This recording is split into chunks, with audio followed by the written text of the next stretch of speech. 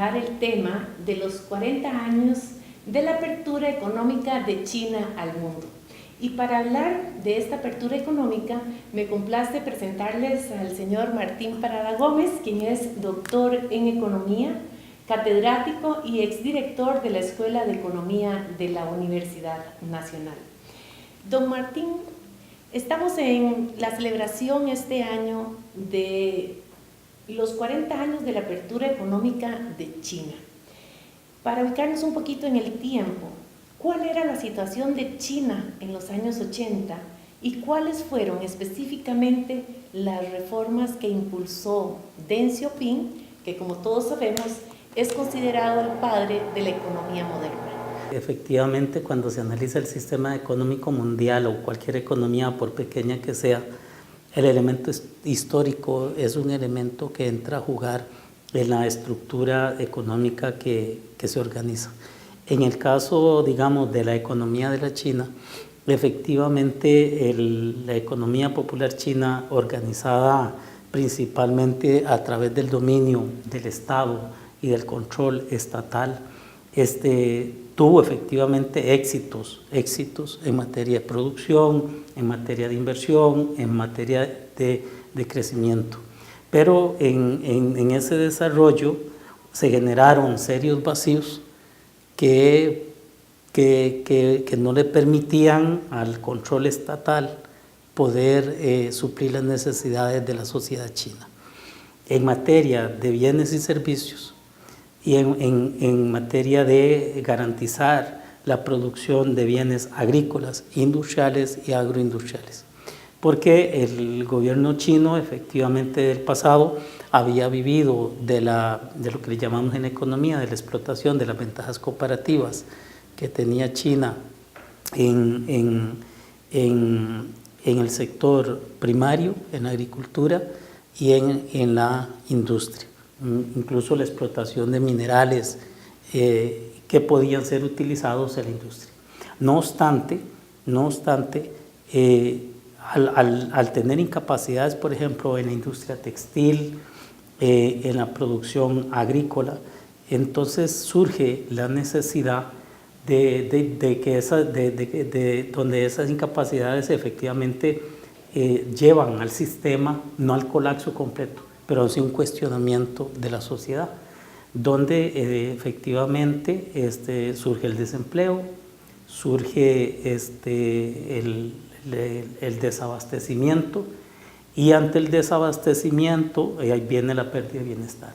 Por lo tanto, la China se cuestiona si el sistema socialista controlado por el Estado, por el sector público, es efectivamente el mejor sistema para poder garantizar el bienestar de sus ciudadanos. Y es donde surge la propuesta de Deng Xiaoping, ¿verdad? Donde abandona aquel socialismo no utópico, pero aquella propuesta socialista donde se exigía que efectivamente todo lo que se hiciera en el sistema fuera controlado por el Estado. Entonces el abandono de la ortodoxia socialista y la apertura más hacia el privilegiar la acción individual condujo a que China introdujera reformas en su sistema económico y saliera efectivamente de las condiciones de pobreza y también de crecimiento poco o crecimientos reducidos en esa época. En la década de los 80, bueno, y todavía a principios de los 90 eran millones de personas que vivían con menos de $1 diario. Sí. Podemos señalar dos figuras que tal vez vinieron a consolidar ese proceso, porque los gobernantes chinos tienen periodos de 5 años, reelegibles 5 años más, y por ende se habla de la década de cada uno de sus gobernantes. Sí. Vemos cómo tal vez alguien que ha pasado un poquito desapercibido, quizá para nosotros, pero que fue también un consolidador de estas medidas, es Jiang Zemin y Hu Jintao. Hablamos de la década de estos dos presidentes, donde fue en el periodo de ellos que todo el mundo comenzó a fijar sus ojos ya en China, ¿verdad? Sí. Porque comenzó China a tener un crecimiento sostenido y por muchos años arriba del 10%. ¿Cómo logra China consolidar esta reforma económica, sostenerse, sobre todo cuando hubo serios altibajos? Me acuerdo la parte de, en varias ocasiones, el sobrecalentamiento de la economía, amenazas internas y externas. Digamos, el auge de China, digamos, en esa época de crecimientos económicos del 10 al 11,5, 12%, efectivamente daba señales de un crecimiento económico exitoso. Y fue producto de tener en el frente de manejo doméstico de la economía las posibilidades de organizar mejor los recursos. Y eso implicó tener una apertura al sector privado, y el sector privado efectivamente a través de las empresas logran repuntar y organizar mejor el sistema económico. Pero ahí abandona China algo que tenía muy bien establecido, que era el control de precios. Es decir, una regulación sobre el control de precios para que efectivamente los bienes no fueran ni tan caros para los consumidores, pero tampoco que en el piso digamos, pusiera en riesgo a los productores. Sin embargo, con esta apertura se rompe aquella organización tradicional donde los campesinos y los trabajadores organizados colectivamente daban paso a un mejor sistema económico. Y entonces esa apertura a las empresas privadas es lo que le permite a China acelerar la industria y acelerar la agricultura. Entonces los rendimientos de la producción agrícola se ven reflejados en la industria y en la agroindustria. Por ejemplo, toda la producción masiva de tomates da origen no estrictamente al concepto de ketchup, pero sí a la posibilidad de elaboración de productos en la industria que venían de materias primas de la agricultura. Y eso no lo hizo la concentración centralizada del Estado, sino que lo hacían grupos ya con mayor margen de maniobra, funcionando como empresas, obviamente bajo la regulación del Estado. Ya vimos un poquito el contexto histórico, cómo estaba China en los años 80, la reforma económica que hace el presidente en su momento Deng Xiaoping y lo que hacen los presidentes Jiang Zemin y Hu Jintao para consolidar esas reformas. Actualmente hay un líder muy fuerte en China que está rompiendo esquemas, que es el presidente Xi Jinping, quien desde que asume en el 2012-13 empieza a impulsar proyectos que unen y que identifican a todo el país, que podemos y que inciden tanto a lo interno de China como a lo externo, y sobre todo que inciden directamente en la economía china y del mundo. Para mencionar algunos, es el sueño chino, que podríamos decir que está enfocado más hacia lo interno, pero también, para mencionar otro, está la iniciativa de la nueva franja y ruta de la seda, que lo podríamos denominar como la interconexión de China con el mundo, a propósito de los 40 años de apertura de China al exterior en la parte económica. Estos proyectos están denominando lo que es la nueva era de China. ¿Qué está impulsando en la parte económica junto con estos proyectos el presidente Xi Jinping? Xi Jinping, digamos, continúa con el legado de Deng Xiaoping, en el sentido de que China consolida una estructura productiva muy sólida en lo interno.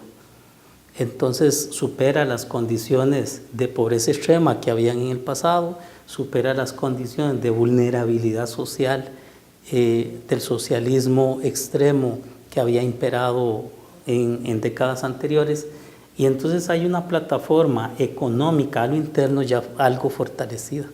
Entonces, no es casualidad, digamos, que los resultados de que China en ese periodo de aceleración económico, de sobrecalentamiento de su economía relativamente, digamos que a veces le causaba problemas de inflación por la presión sobre los precios, que tuviera presiones inflacionarias por el sobrecalentamiento, sin embargo, tiene una tasa de crecimiento de 10 o 12%.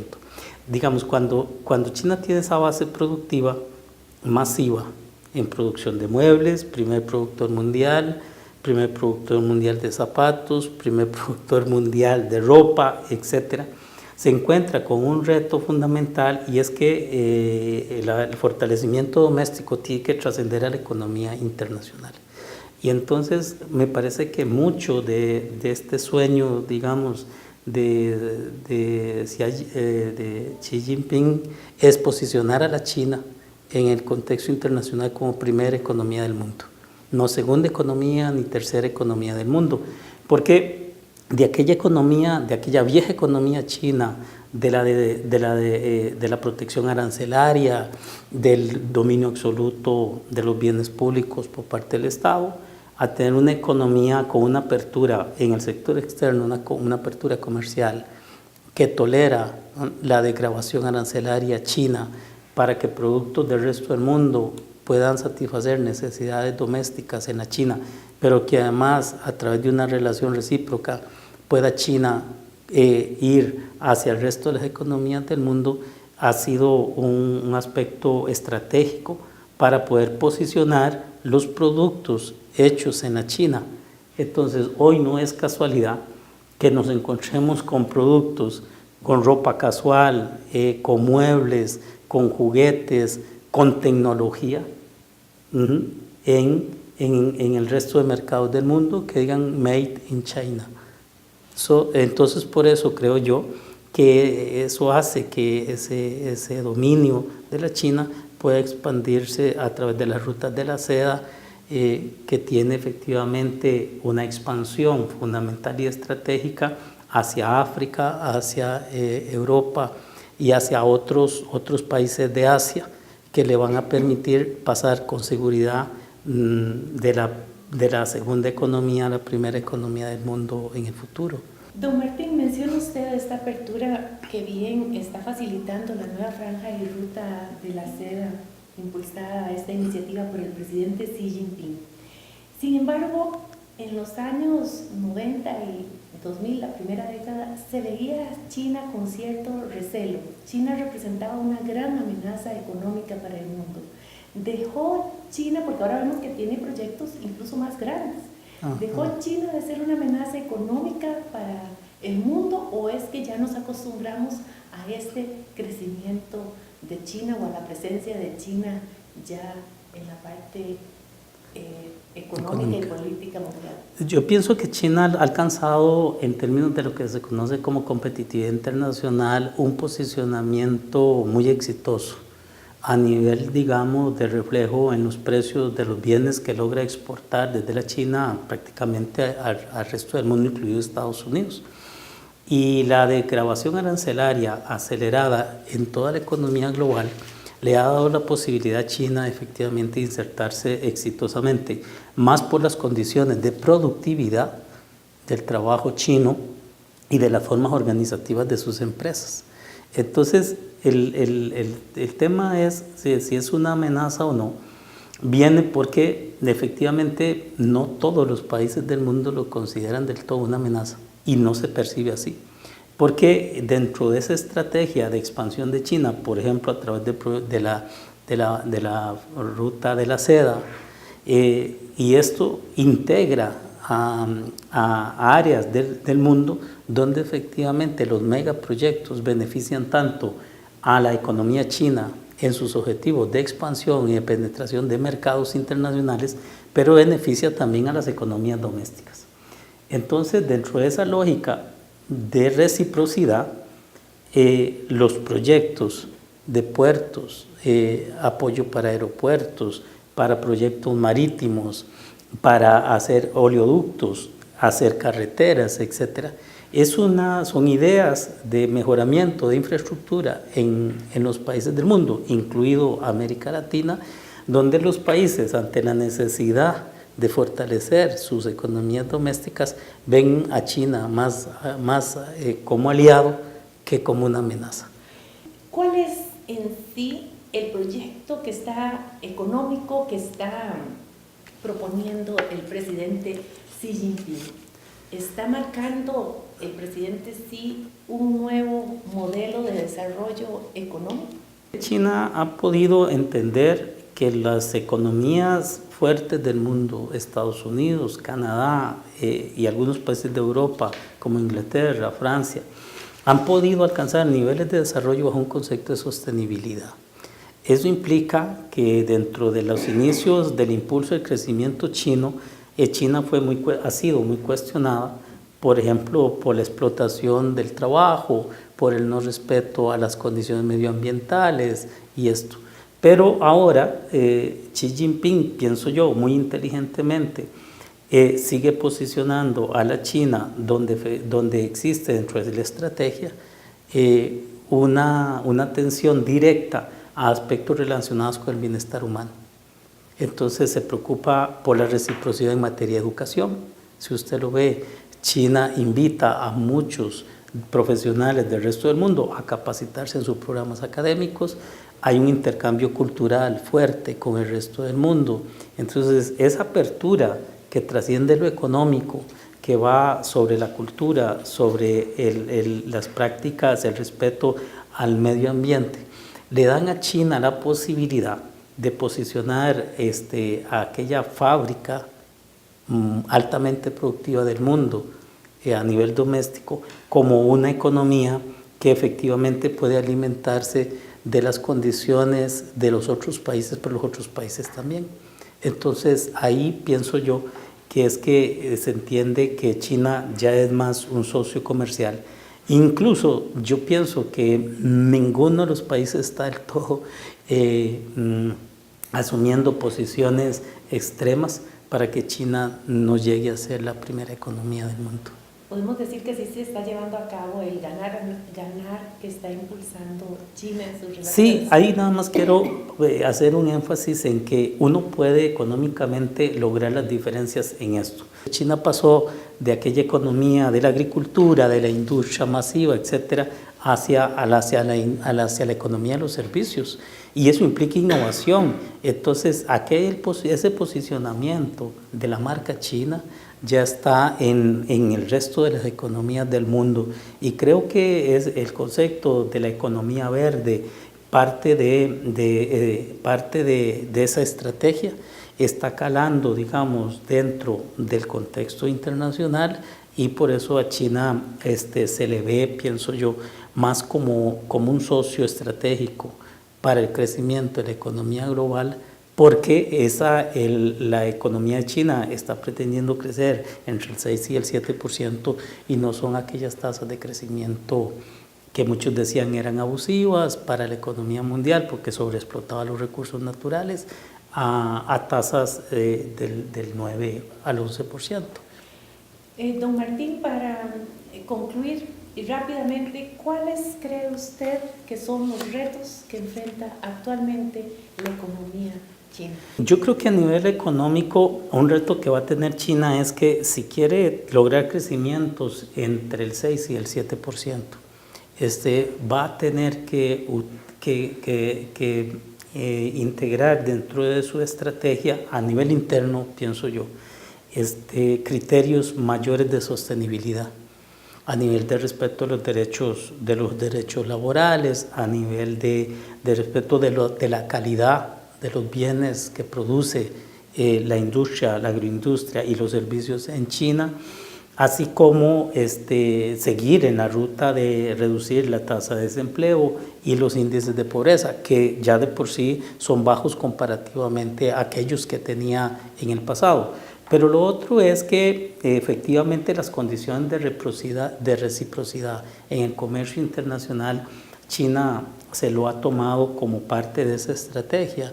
Entonces, un reto es, en el caso de América Latina, como lo va a hacer seguramente con África y otros países de Oriente Medio, es que esos países pequeños puedan acceder al mercado chino y que China pueda acceder a las economías pequeñas, ¿sí?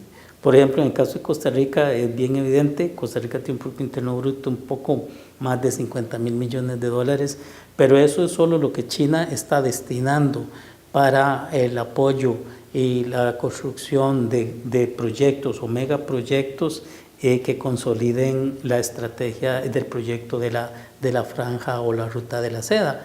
Eso quiere decir que no hay economía pequeña para la China que sea despreciable, es decir, simplemente en el esfuerzo de entender que puede ser la primera economía del mundo, China efectivamente tiene una estrategia bien clara de una estrategia de revitalización de las reformas económicas aplicadas en el pasado.